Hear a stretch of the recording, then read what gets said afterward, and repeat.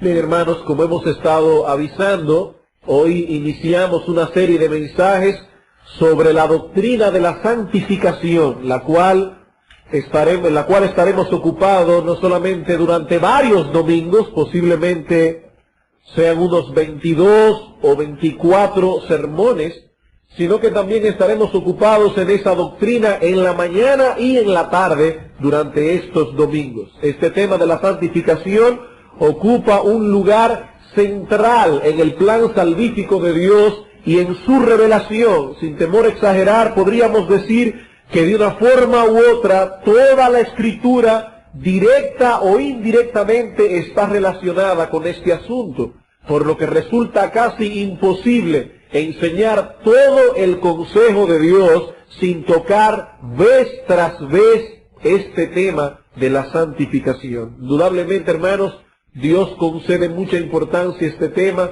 y por ende todo hijo de Dios debe concederle a la santificación la misma importancia que nuestro Dios le concede. La comprensión de esta doctrina es imprescindible para el desarrollo y el fortalecimiento de la vida cristiana. Es decir, que no podremos tener una vida cristiana estable, saludable, balanceada, si no tenemos un entendimiento saludable, balanceado de la doctrina de la santificación. Nosotros comenzaremos estableciendo primeramente la doctrina bíblica de la santificación en su aspecto teológico, para luego pasar a considerarla en su aspecto práctico.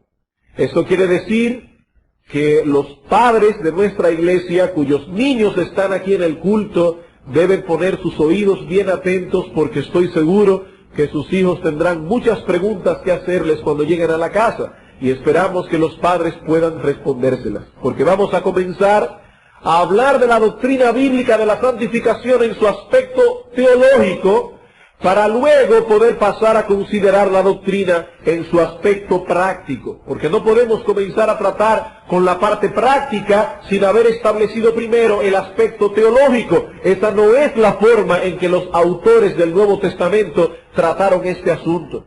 Por ejemplo, si ustedes van a la carta de Pablo a los Efesios, se van a dar cuenta que el apóstol tenía muchas cosas que decir en esta carta a los esposos, muchas cosas que decir a los padres, muchas cosas que decir a los hijos, a los siervos, a los amos, a los creyentes en general. Pero ¿dónde comienza el apóstol Pablo? Él no comienza su carta diciendo: Pablo, apóstol de Jesucristo por la voluntad de Dios, a los santos y fieles en Cristo Jesús que están en Éfeso: esposos, amad a vuestras esposas; esposas, estad sujetas a vuestros maridos. Él no comienza por ahí.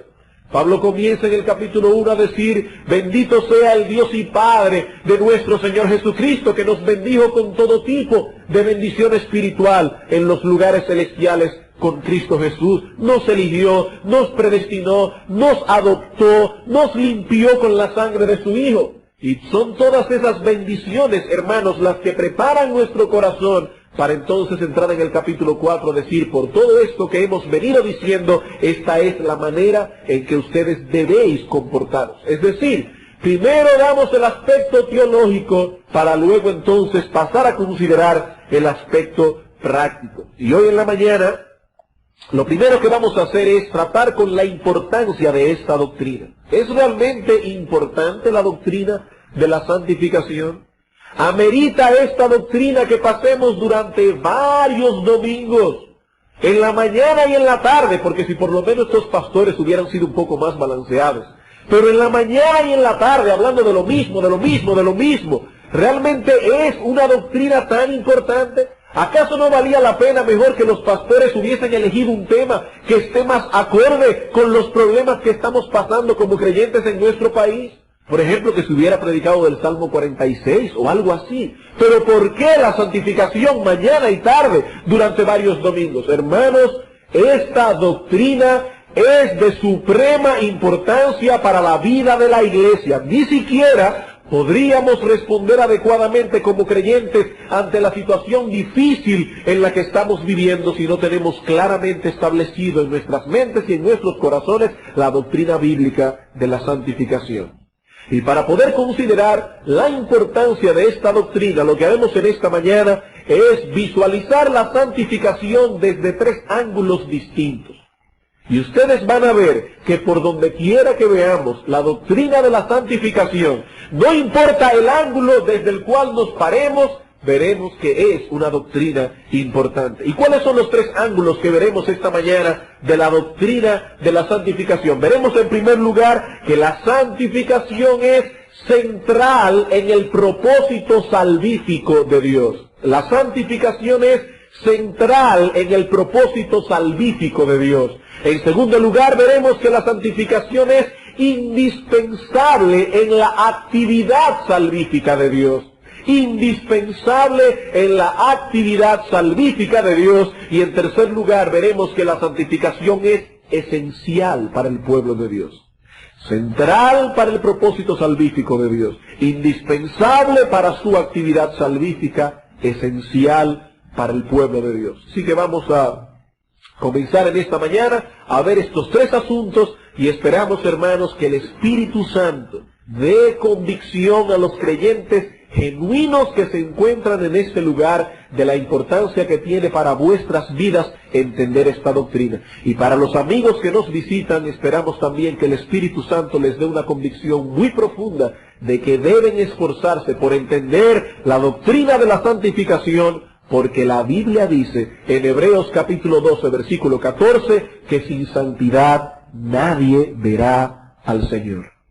Así que no importa lo que sea ahora mismo la santificación, eso lo veremos esta tarde, cuando entremos a definir la doctrina, pero sea lo que sea, amigo, la santidad y la santificación, si de veras amas tu alma y estás preocupado por el estado eterno de tu alma, debes esforzarte por entender lo que eso significa, porque la Biblia dice que sin santidad nadie verá al Señor. Vamos a comenzar entonces en primer lugar viendo la santificación como central en el propósito salvífico de Dios. Suponga por un momento que usted va caminando por una calle y de repente encuentra a un hombre en un solar manejando una pala mecánica, cavando una zanja de 10 metros de profundidad en dicho solar. Y suponga que usted se acerca a este hombre y le pregunta por qué o para qué está él cavando esa zanja de 10 metros de profundidad. Y que él le responde, no, por nada en especial. Por nada en especial, simplemente se me ocurrió de repente cavar una zanja de 10 metros de profundidad en este solar. ¿Qué pensaría usted de ese hombre? Yo creo que usted pensaría una de dos cosas si usted es como yo.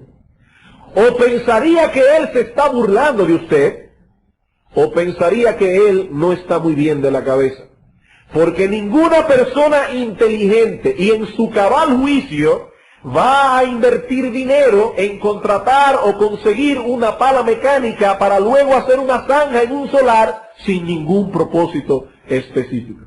Bien, hermanos, de la misma manera no podríamos concebir a un Dios inteligente y en su cabal juicio, diseñando un plan de salvación que le costaría la muerte de su propio hijo sin tener un plan específico y determinado en mente. Si alguno de nosotros hubiésemos estado presente el día que Job recibió todas aquellas malas noticias, quizás algunos hubieran pensado que el pobre Job era víctima del azar del destino. Oye, pobre hombre, ¿cuántas cosas le sucedieron en un día? Parece que Job era víctima de un destino loco que se había cogido con él.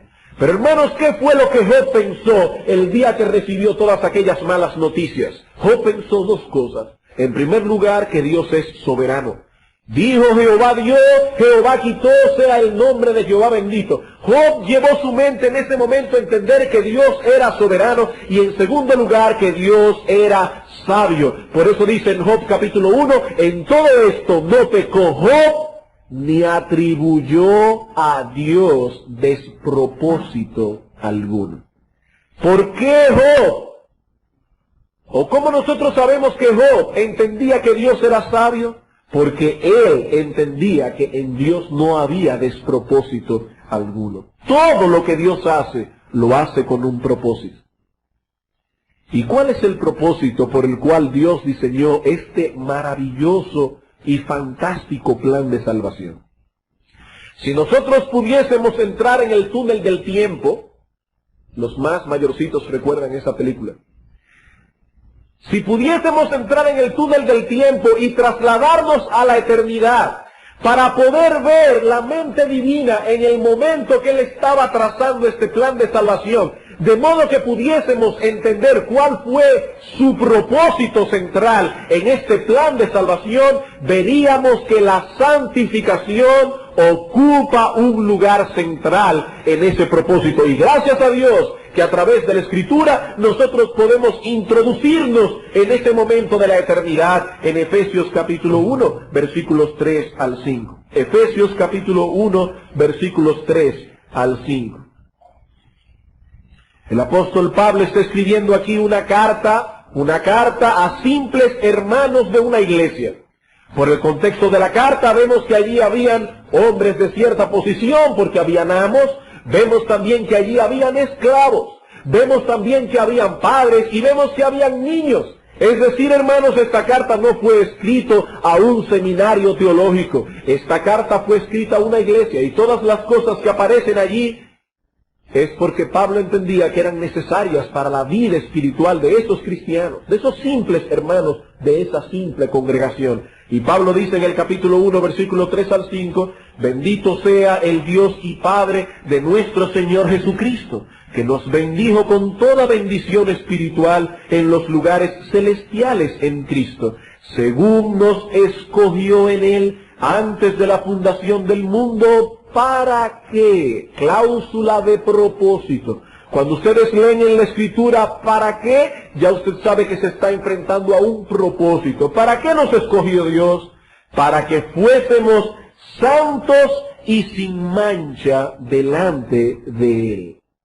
Es decir, que de acuerdo con este texto, la causa primera que mueve todo este proceso de salvación es la elección de Dios. Eso quiere decir, hermano, que si tú estás aquí en esta mañana, justificado por la fe, lavado por la sangre de Cristo, estás aquí no porque seas mejor que los demás pecadores, sino porque Dios en su amor y en su misericordia te eligió, te predestinó soberanamente desde antes de la fundación del mundo. ¿Y para qué? ¿Para qué te eligió Dios? Pablo dice, para que fuésemos santos y sin mancha delante de Él.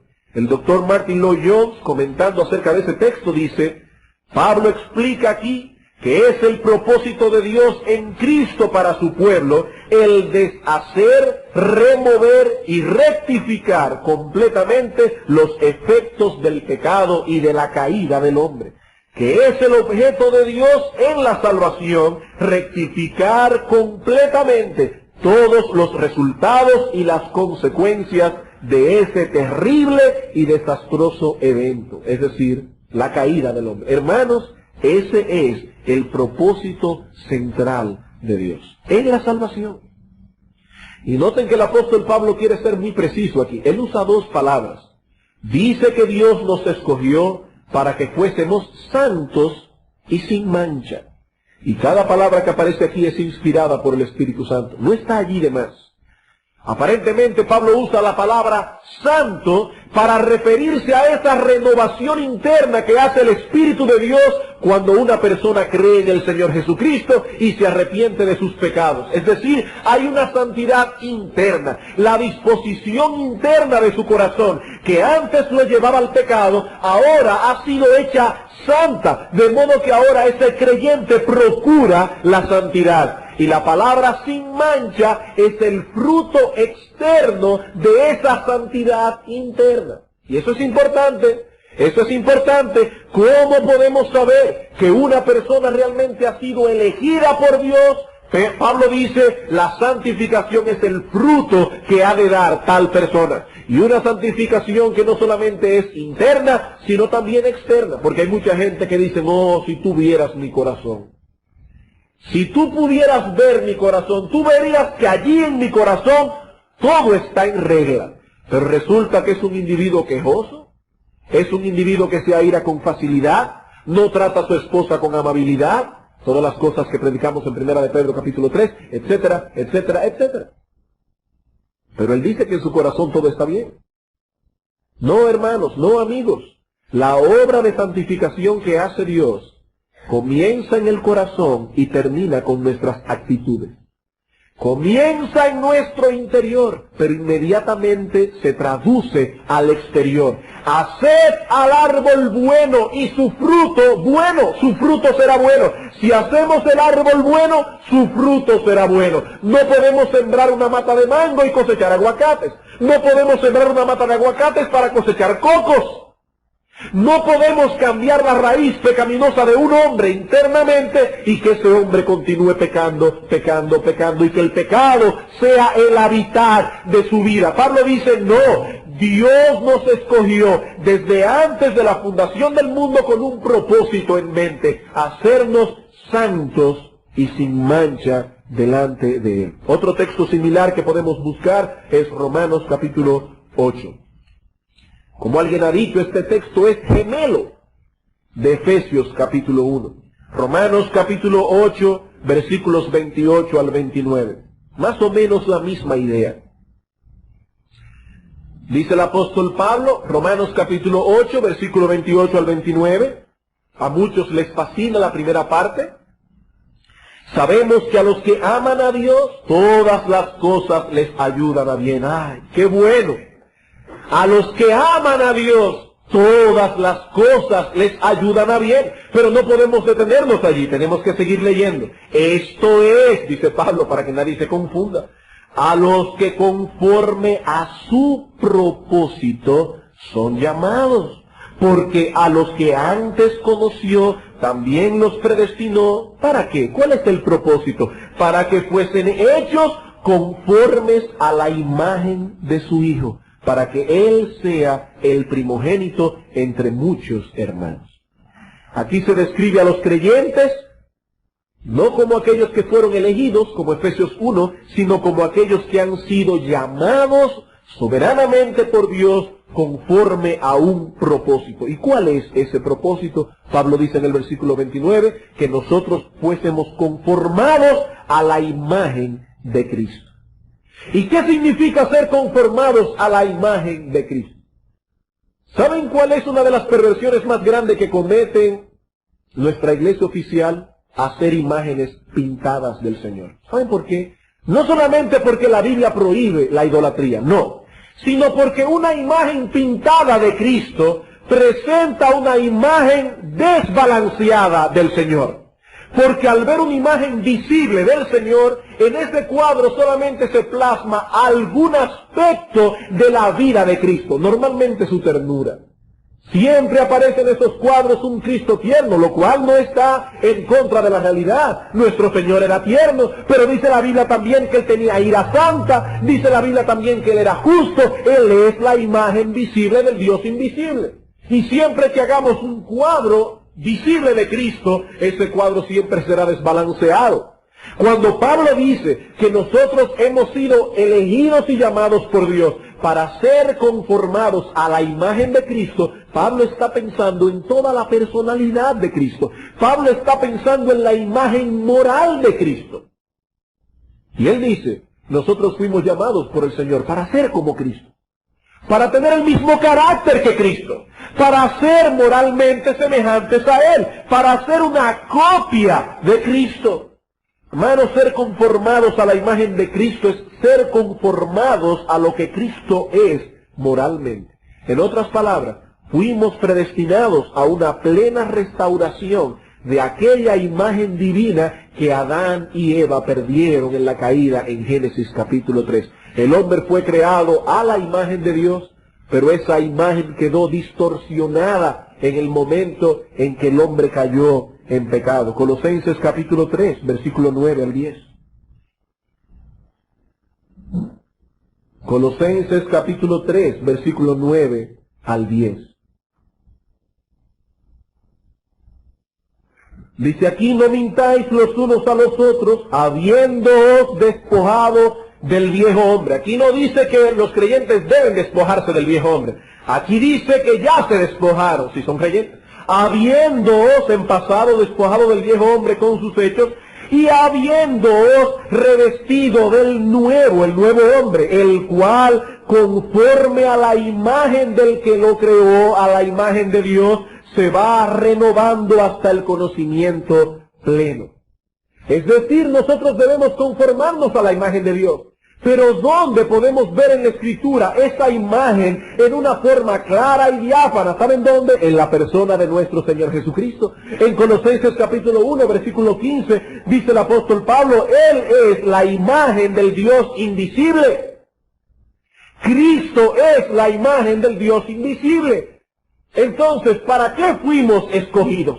¿Para qué fuimos llamados? Para ser hechos conformes a la imagen de Cristo, para imitar a Cristo, para ser como Cristo, para tener el mismo carácter que Cristo, en otras palabras, para ser santos y sin manchas.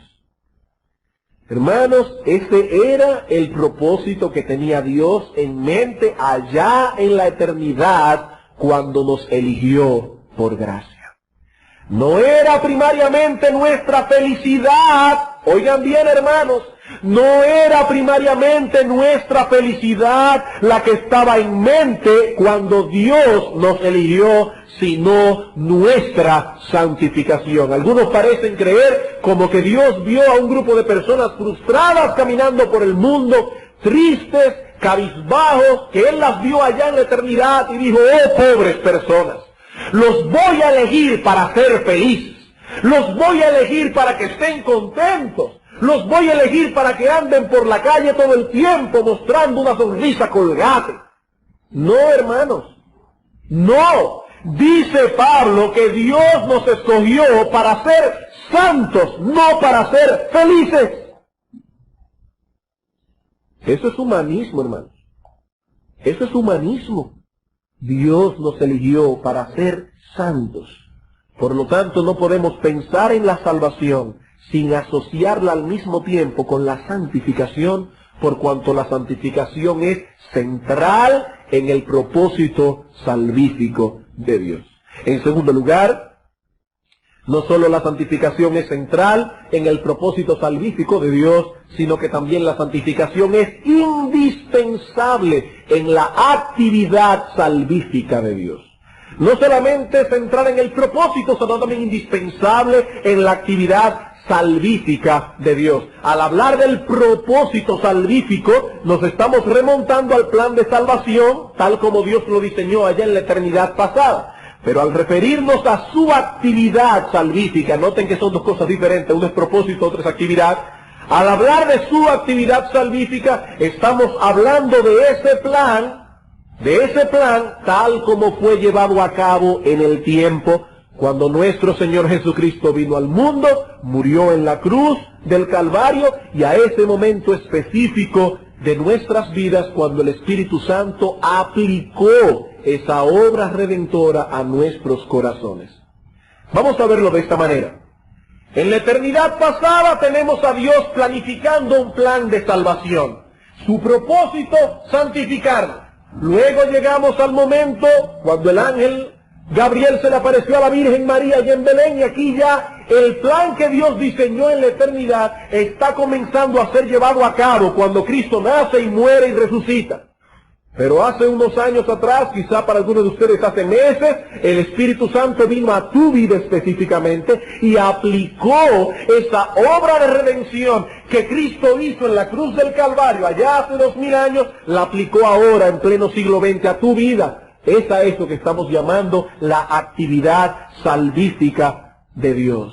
Una cosa es comprar un solar, pagarle a un arquitecto y diseñar los planos, y otra cosa muy diferente es contratar una compañía de ingenieros, buscar obreros, bloc, cemento, varilla, y entonces construir la casa que se ha diseñado. ¿Verdad que son dos cosas muy diferentes? ¿Cuántas personas no tienen por ahí engavetados planes de casa que son muy buenas, pero no la pueden hacer, no tienen el dinero para hacerla?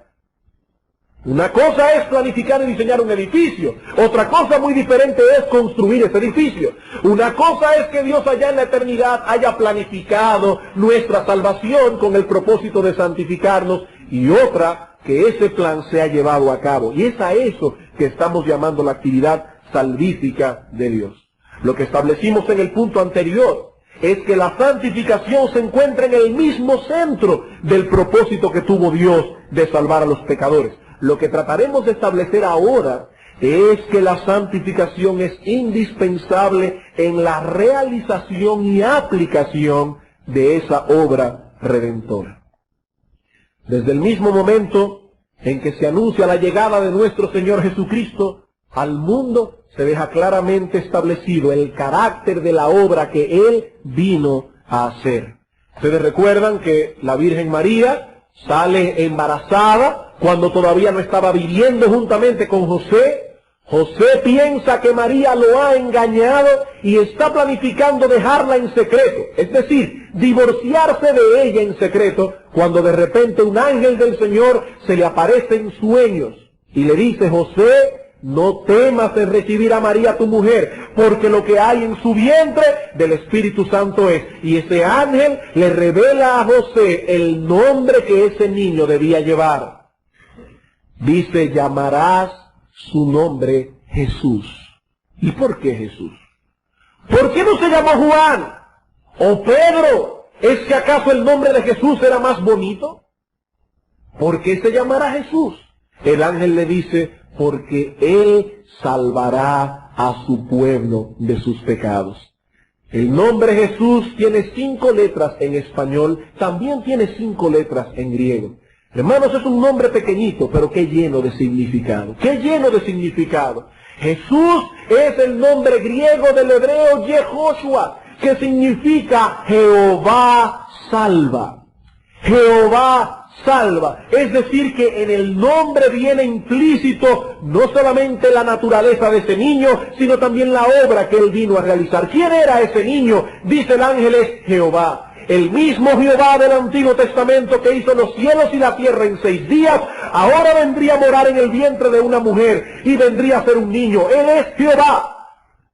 ¿Y qué viene a hacer Jehová hecho hombre? Él vino a salvar a su pueblo de sus pecados. A aquellos que Dios el Padre había elegido en la eternidad, Dios el Hijo se hacía hombre para liberarlos. ¿Liberarlos de qué? Liberarlos no de las consecuencias del pecado, sino del pecado mismo. Hermanos, Dios se hizo hombre para libertarnos del dominio que el pecado tenía sobre nosotros. Algunas personas quisieran que Dios los salvara de las consecuencias del pecado, pero no del pecado. Imagínense, ¿qué pecador rechazaría la oferta de decirle: tú no quieres ir al infierno? Claro que no. ¿Y quién quiere ir al infierno? ¿Quién quiere ir al infierno? Si se le ofrece a una persona la oportunidad de salir huyendo de esa condenación, todo el mundo la aceptaría. El problema es que Dios no solamente vino a libertarnos de las consecuencias del pecado, es decir, la condenación del infierno, sino que el texto dice: llamarás su nombre Jesús, porque Él salvará a su pueblo de sus pecados, no de sus consecuencias solamente, sino de sus pecados. Cristo vino a libertar al hombre de la esclavitud del pecado. Así que la santificación no solo es central en el propósito salvífico, sino también es indispensable en la actividad salvífica de Dios. Tito capítulo 2. Tito capítulo 2. Es interesante ver cómo en la Escritura se mezclan asuntos teológicos y prácticos al mismo tiempo. Teológicos y prácticos. No podemos tener teología sin práctica, no podemos tener práctica sin teología. Así que el apóstol Pablo comienza en el capítulo 2, en los versículos 1 al 9, diciéndole a este pastor joven llamado Tito: Tito, dile a los jóvenes de la iglesia que ellos deben comportarse así, así, así. Dile a las jóvenes de la iglesia que ellas deben comportarse así, así, así. Dile a los ancianos y a las ancianas de la iglesia que ellos deben comportarse de esta manera. Dile a los siervos que ellos deben actuar de esta forma. ¿Y para qué? Versículo 10. No defraudando, sino mostrándose fieles en todo, para que en todo adornen la doctrina de nuestro Dios, o de Dios nuestro Salvador. Todos debían vivir de tal manera que adornaran la doctrina de nuestro Dios. ¿Por qué? Porque otra forma de conducta sería inconsecuente con la obra que la gracia de Dios ha venido a hacer en nosotros. Versículo 11. ¿Por qué debían ellos comportarse de esa manera? Porque la gracia de Dios se ha manifestado para salvación a todos los hombres, enseñándonos que renunciando a la impiedad y a los deseos mundanos, vivamos en este siglo sobria, justa y piadosamente, aguardando la esperanza bienaventurada y la manifestación gloriosa de nuestro gran Dios y Salvador Jesucristo, quien se dio a sí mismo por nosotros, para redimirnos de toda iniquidad y purificar para sí un pueblo propio celoso de buenas obras. ¿Por qué debían ellos comportarse de esa manera? Porque nosotros hemos sido hechos partícipes de la gracia de Dios, no solo para que entendamos el Evangelio y seamos salvos. Hay personas que se quedan allí. Oh sí, la gracia de Dios ha venido a mi vida, ya yo he entendido el Evangelio y ya yo me convertí. El 5 de septiembre del año 1983, yo levanté la mano en una iglesia, pasé al frente e hice mi decisión. La gracia de Dios me ayudó. Pablo dice aquí que todos aquellos en quienes la gracia de Dios ha obrado para salvación, también han sido enseñados por esa misma gracia divina a renunciar a la impiedad y a los deseos mundanos, de modo que vivamos en este siglo sobria, justa y piadosamente. ¿Y por qué la gracia de Dios vino a enseñarnos eso? Porque eso fue lo que Cristo hizo en la cruz. Versículo 14. Cristo se dio a sí mismo por nosotros para redimirnos de toda iniquidad y purificar para sí un pueblo propio celoso de buenas obras. Si nosotros vemos este texto de atrás para adelante, es decir, leemos el versículo 14, después el 13, después el 12 y así, vamos a ver lo siguiente. Cristo murió en la cruz para purificar un pueblo, hacer un pueblo santo. La gracia de Dios viene y nos transforma para que podamos ser un pueblo santo, y por lo tanto debemos mostrar en nuestra vida esa santidad en sentido práctico para que en todo adornemos la doctrina de Dios, nuestro Salvador. ¿Ven la idea, hermanos? La actividad salvífica de Dios tiene como lugar central nuestra santificación. Hermanos, para eso fue que Cristo murió por nosotros en una cruz, para que seamos santos. Cuando el apóstol Pablo escribe a los maridos en Efesios capítulo 5, versículo 25, maridos, amad a vuestras mujeres. ¿Cuál es el ejemplo que da? Dice, amad a vuestras mujeres así como Cristo amó a la iglesia y se entregó a sí mismo por ella. ¿Para qué? Para contentarla. No, eso no es lo que el texto dice. Dice que Cristo se entregó por la iglesia para santificarla, a fin de presentársela a sí mismo como una iglesia gloriosa, que no tuviese mancha, ni arruga, ni cosa semejante, sino que fuese santa y sin mancha. Ya me imagino que Satanás tiene que haber comenzado a actuar en la mente de algunos. Oh, sí. Ciertamente ese es el propósito de Dios para con nuestra salvación, eso es verdad. Pero ese propósito se ha de cumplir cuando lleguemos al cielo y tengamos cuerpos glorificados. Porque mira, cuando yo con este cuerpo llego a mi casa cansado a las 6 de la tarde y veo que no hay luz y que no hay agua, etcétera, etcétera, etcétera, a mí me es muy difícil vivir en santidad. Realmente me es muy difícil vivir en santidad. Salí del trabajo, no había carro público. Esperé 2 horas. Llegué a las 8, oscuro, no había agua. Cuando le dije a mi esposa, bueno, por lo menos dame un café, no hay azúcar.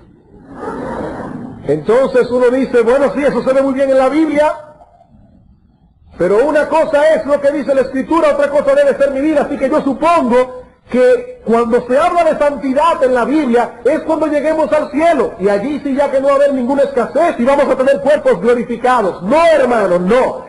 Ciertamente cuando lleguemos al cielo y tengamos cuerpos glorificados, este propósito se ha de cumplir en una forma completa y perfecta. La santificación aquí en la tierra siempre es imperfecta hasta que lleguemos al cielo.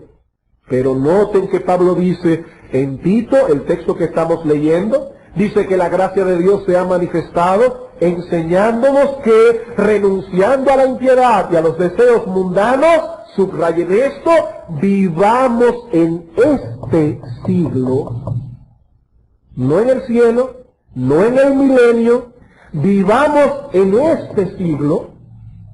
Y ahí no dice siempre y cuando ustedes vivan en Estados Unidos, puede ser en República Dominicana o en cualquier lugar. Vivamos en este siglo sobria, justa y piadosamente. Ese es el propósito que Dios tuvo con nuestra salvación aquí y ahora, no en el cielo, no en el milenio, no en el reino eterno de Dios, aquí y ahora. Vivamos en este siglo sobria, justa y piadosamente. Hermanos, cuando nuestro Señor Jesucristo estaba colgado de un madero, había un propósito esencial que le permitía sufrir tales aflicciones con gozo. ¿Y saben cuál era ese propósito? Él estaba allí colgado en un madero para santificar a su iglesia. Para santificar a su iglesia. Ahora bien, recuerden que al hablar de la actividad salvífica de Dios, no estamos haciendo referencia únicamente a la obra de redención que el Señor Jesucristo llevó a cabo a través de su vida, su muerte y su resurrección, sino que decíamos hace un momento que nos referíamos también a la aplicación de esa obra salvífica en nuestras vidas por el Espíritu Santo. Y si Cristo murió para santificarnos, hermanos, cuando el Espíritu Santo aplica esa obra en nuestros corazones, la aplica también para santificarnos. Primera de Pedro, capítulo 1. Primera carta de Pedro, capítulo 1. Pedro está escribiendo una carta a ciertos hermanos que vivían en la dispersión. Y en los primeros 2 versículos tenemos el saludo de la carta. ¿Y qué puede ser menos teológico y menos didáctico que un saludo? Normalmente uno cuando escribe una carta escribe un saludo cualquiera. Espero en Dios que cuando recibas esta carta te encuentres bien de salud. Eso es muy típico. Pero hermanos, los autores del Nuevo Testamento no podían decir ni hola sin llenar ese hola de enseñanza teológica y práctica. Noten la profundidad de este saludo. Pedro, apóstol de Jesucristo, a los expatriados de la dispersión en el Ponto, Galacia, Capadocia, Asia y Bitinia, elegidos según la presciencia de Dios Padre, en santificación del Espíritu, para obedecer y ser rociados con la sangre de Jesucristo.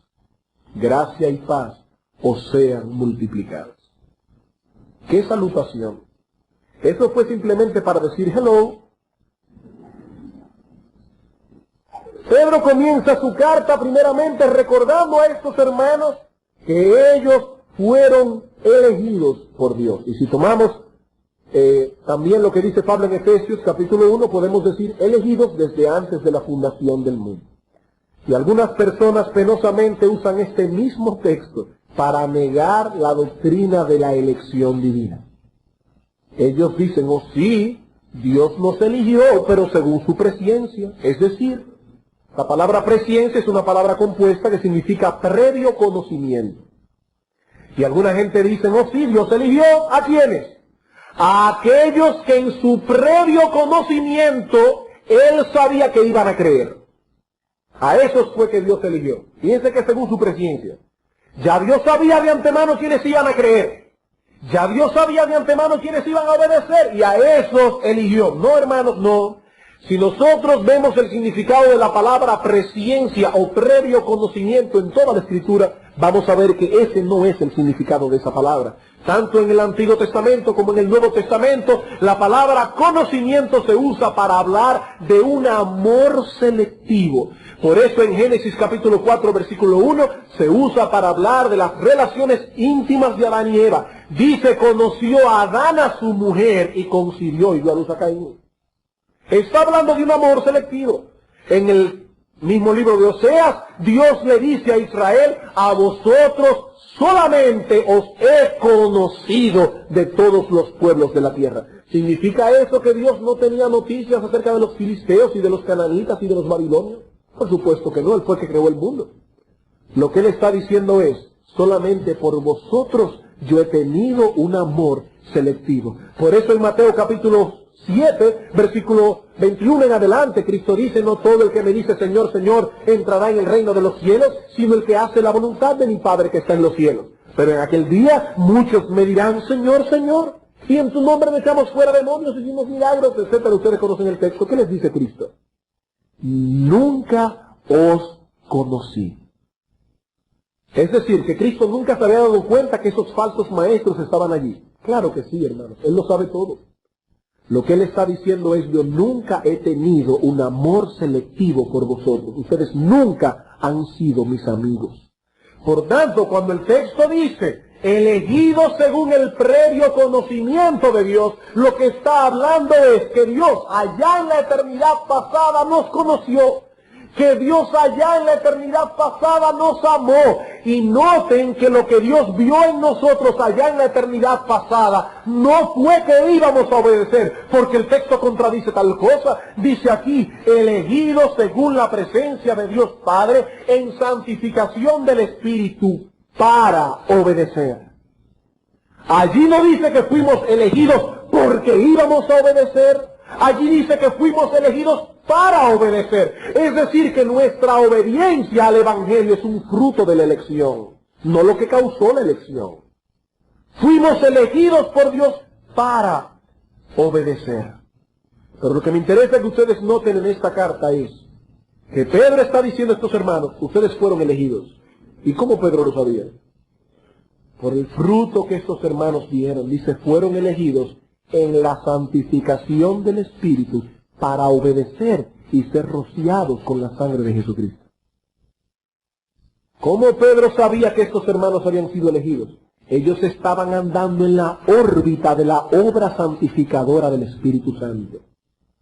¿Y cómo sabemos eso? Ellos estaban manifestando un fruto de obediencia en sus vidas prácticas. Déjenme hacer una pregunta, hermano. ¿Ustedes podrían concebir a una persona que les dijera, yo he sido salva y yo sé que yo voy para el cielo, pero no con la sangre de Cristo? ¿Ustedes concebirían tal posibilidad? Una persona que clame ser salva, pero no por la sangre del Señor. ¿Verdad que no la concebirían? Dirían, no, no es imposible. Dice la Biblia que solo la sangre de Jesucristo nos limpia de todo pecado. No podemos ser salvos si no es por la sangre del Señor. Pues hermanos, tampoco podemos ser salvos sin santificación, porque el mismo texto donde habla de la sangre de Cristo, habla de la santificación del Espíritu. Dice que fuimos elegidos según la presencia de Dios, ¿cómo? En santificación del Espíritu para obedecer y ser rociados con la sangre de Jesucristo. Todos aquellos que han sido rociados con la sangre de Jesucristo y a los cuales Dios les ha limpiado todos los pecados, andan ahora en la santidad del Espíritu Santo. Si nosotros quitamos ese elemento de la santificación del evangelio que nosotros creemos y predicamos, estamos creyendo y predicando un evangelio distinto al evangelio del Nuevo Testamento. Mucho cuidado, hermanos, que hay muchos por ahí que andan diciendo que se puede ser salvo sin santidad. Bueno, él es un cristiano carnal. De ninguna manera. De ninguna manera. La única salvación que este texto acepta como genuina es aquella que fue planificada por Dios en la eternidad, llevada a cabo por la muerte del Hijo y aplicada por el Espíritu en la esfera de la santificación, y cuyo resultado es una vida de obediencia práctica. Cualquier otro tipo de evangelio es distinto al evangelio que predicó Cristo y los apóstoles del Nuevo Testamento. Así que, hermanos, la santificación es central en el propósito salvífico de Dios, indispensable en la actividad salvífica de Dios. Tercero, la santificación es esencial para el pueblo de Dios. La santificación es esencial para el pueblo de Dios. Les prometo que aquí voy a ser un poco más breve. Hermanos y amigos, si ustedes, o si alguno aquí clama pertenecer al pueblo de Dios, entonces la santificación es algo esencial para ti en 3 sentidos. Si tú clamas pertenecer al pueblo de Dios, la santificación es central para ti en 3 sentidos. En primer lugar, es esencial para tu seguridad.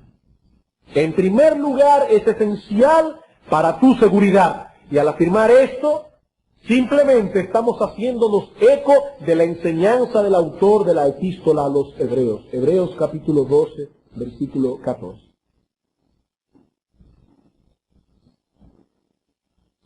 En ese capítulo, el autor de los Hebreos está hablando de la disciplina de Dios. Dios al que ama disciplina, porque Dios quiere hacernos partícipes de la santidad. Y en medio de esa amonestación y de estímulo a los hermanos a soportar la disciplina de Dios, dice el autor de los Hebreos, vamos a leer desde el versículo 12 para poder tomar la idea. Por lo cual, ya que es una obra de Dios la disciplina que hay en el creyente, levantad las manos caídas y las rodillas paralizadas, y haced sendas derechas para vuestros pies, para que lo cojo no se salga del camino, sino que sea sanado. Y aquí viene la amonestación. Seguid la paz con todos y la santidad o la santificación, sin la cual nadie verá al Señor. Y aquí está hablando de ver al Señor con gozo. Porque olvídese, amigo, algún día te encontrarás con Dios. Prepárate, dice el profeta, para tu encuentro con Dios. Algún día te pararás delante del tribunal de Dios.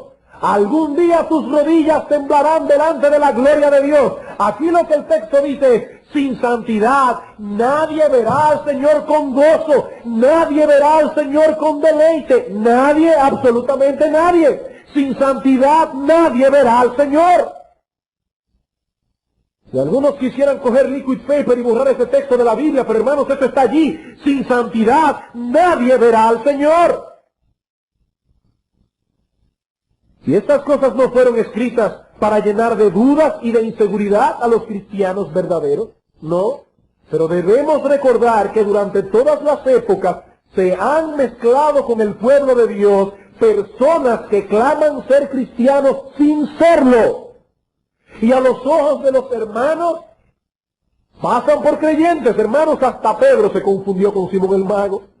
Y si él, que era apóstol, bautizó a Simón el Mago, siendo Simón el Mago un inconverso, ¿qué nos van a dejar nosotros, pobres pastores, que no somos inspirados por el Espíritu Santo?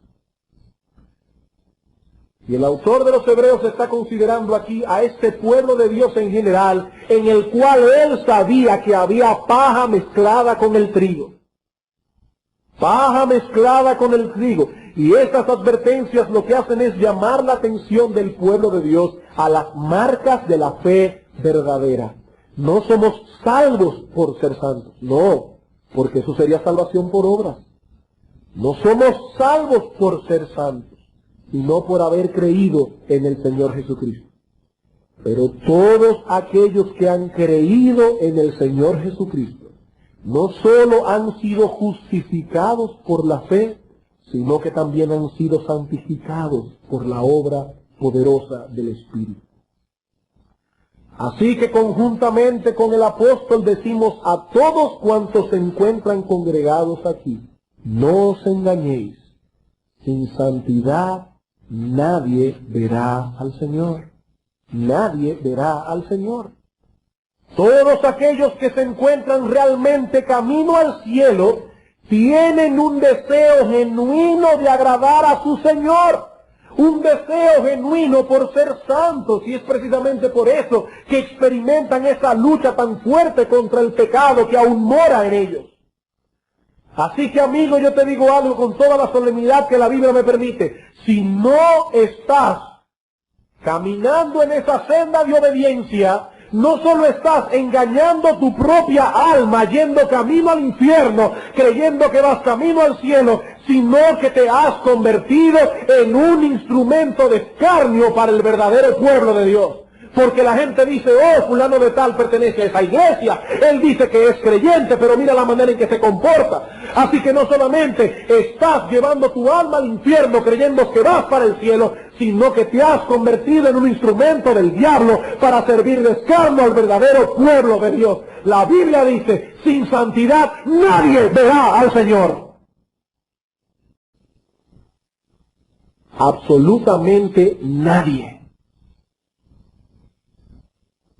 Así que si tú clamas ser parte del pueblo de Dios, la santificación es esencial para tu seguridad. En segundo lugar, es esencial para tu consuelo y descanso. Es esencial para tu consuelo y descanso. Y al hablar de consuelo y descanso aquí, no nos referimos primariamente al consuelo que en sentido general experimenta todo creyente en Cristo en ciertos momentos de aflicción, aunque eso está incluido, sino más bien al consuelo producido por la certeza de que somos creyentes, al descanso producido por la certeza de que hemos sido aceptados por Dios. ¿Y cómo podemos tener esa certeza? Primera de Juan capítulo 2, versículos 3 al 5.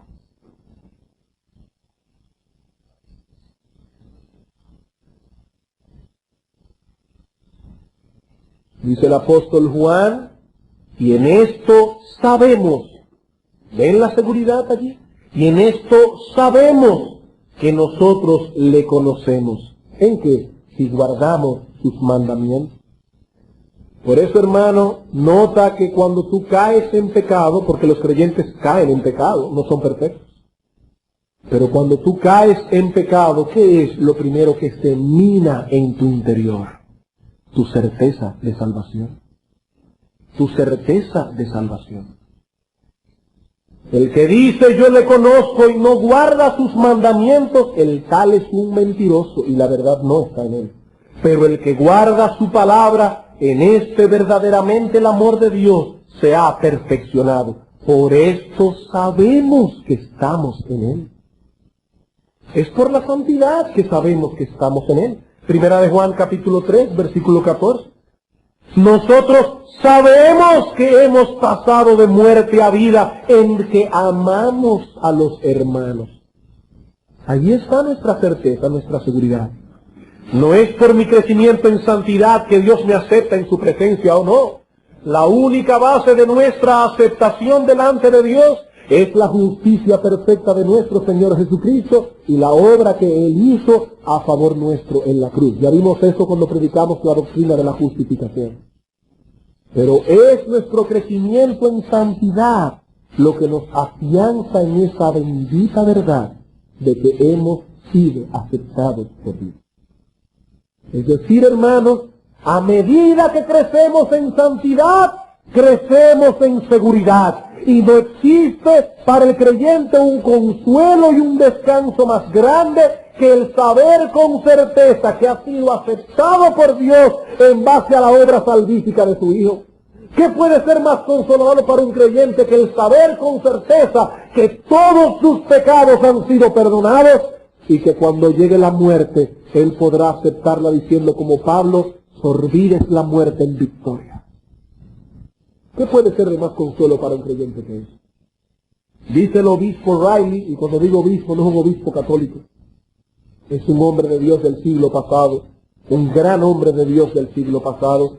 Dice Juan Carlos Riley, debemos ser santos por nuestro bienestar presente, porque nuestro bienestar presente depende mucho de la santidad.